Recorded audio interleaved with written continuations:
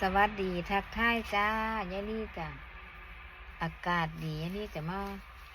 ปลูกผักเนาะจ้ะผักพาสลีย์นะยายลี่ซื้อมาเนาะ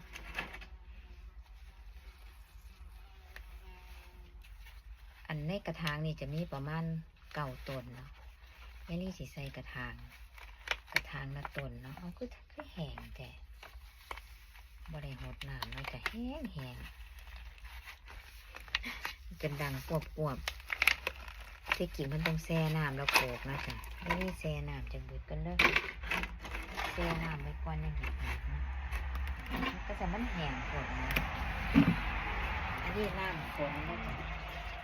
พอยังนี้จะไม่เห็นนี่น้ำฝนโอ้ยนี่เราจะหากันบ้านทรงจะน่ายแต่จะประมาณนี้แล้วว่าจะไล่สดแบบจะเฮ็ดยังเนาะจ๊ะอากาศดีค่ะอันนี้ผักแบนฝรั่งเยลี่จากน้อยเยลี่กากกินนะจ๊ะแล้วก็จัดกระถางปลูกพริกนะเอาดินใส่กระถางแล้วก็ปลูกเอาดินนี่ก็แห้งมันดูดน้ำแล้วก็จะปลูกเนาะโอ้ย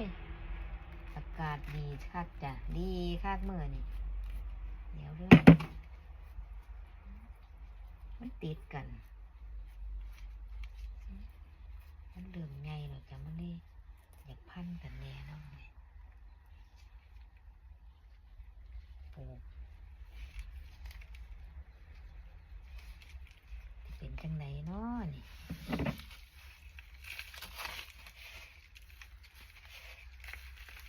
พาสลีย์เนาะจ้ะปลูกตัวง่ายๆเราก็จังไปลงดินตอนนี้เขาเลี้ยงไว้ในกระถางก่อนเลี้ยงกันไว้ไม่หนีกันมันจะสีใหญ่ๆผมต้องเอาไปลงดิน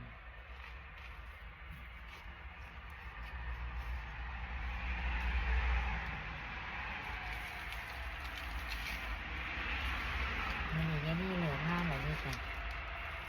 วันนี้สบายแล้ววันนี้เลิกงานแล้ววันนี้อากาศดีแต่ร่วงสวนอีกกองสินะ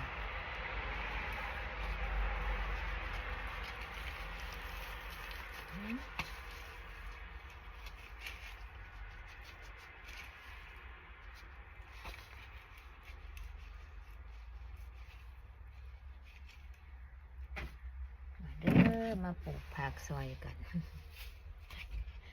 เห็ดอย่างน้อยยายลีเนี่ยว่าติปลูกผักพาสลีย์เนาะจ้ะย่ามนั้นมันใหญ่แล้วก็